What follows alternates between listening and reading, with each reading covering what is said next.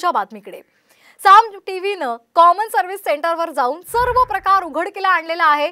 आमचा प्रतिनिधी मालेगाव आणि चांदवडमधील सेंटरवर गेला असता सेंटर चालकाने त्याच्याकडून ₹1 पीक विम्यासाठी 50 ते 100 रुपयांची मागणी केल्याचा पर्दाफाश झालाय।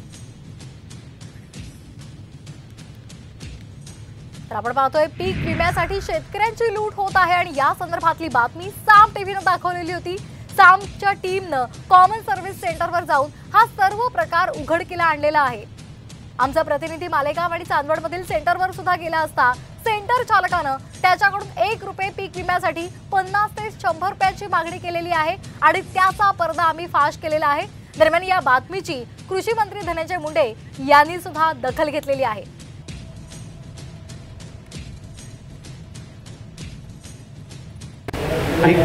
₹1 पीक विमा आहे त्याचे काढलं जातं का?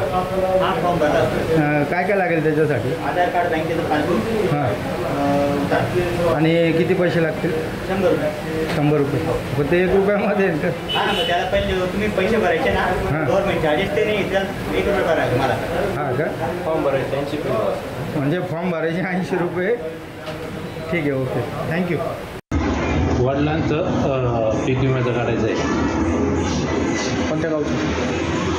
ते इथले भेंडी वरवंडी। उतारा लागेल, सातबारा खाते उतारा लागेल, आधार कार्ड लागेल, बँक पासबुक लागेल। आधार कार्ड, पॅन कार्ड आणि bank passbook, bank passbook, Aadhaar card, PAN card, bank passbook आणि खाते उतारा लागेलच का? खर्च बघावं लागेल, ते नेमकी चालतं ते। खर्च किती? हां, खर्च 50। पीक विम्याची मुदत किती हो? 15 जुलै साईड जाम होऊन जाते, करायचं करून घ्यायचं।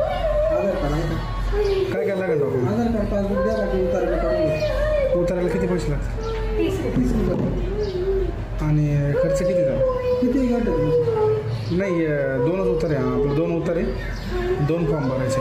130 लागते, म्हणजे 260 रुपये। 260 ना? तर रुपयाची घोषणा आणि शेकड्याचा खर्च यावर एक नजर टाकूयात ग्राफिक्सच्या माध्यमातून। राज्यामध्ये पेरणी झालेली आहे। रुपयामध्ये पीक विमा नोंदणीची अंतिम मुदत 15 जुलै आहे। सीएससी केंद्रांवर अर्ज भरण्यासाठी शेतकऱ्यांची गर्दी झाली आहे। शेतकऱ्यांकडून 50 ते 100 रुपयांची मागणी केली जाते।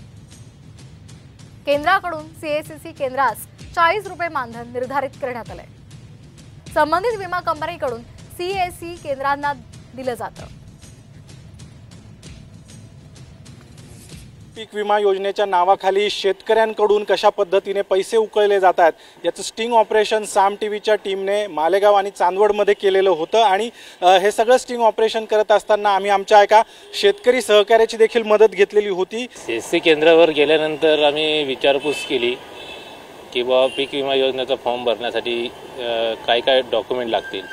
ते सांगण्यात आले की Aadhaar card, PAN card, bank passbook इत्यादी आणि 7/12चा उतारा असं डॉक्युमेंट सांगण्यात आले।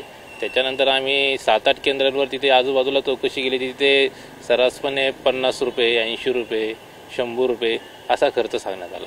कशासाठी हा खर्च सांगितला जात होता? ते सांगत होते की ₹1 आम्ही विचारले तिथे की ₹1 फॉर्म सरकारने हे ₹1 खर्च सांगितला आहे। ते म्हणतात की फॉर्म भरण्यासाठी आम्हाला 50 ते 100 रुपये आमची ती फीज आकारण्यात येते। कॅमेरामन प्रवीण काळबांडेसह अभिजित सोनवणे, साम टीव्ही, नाशिक।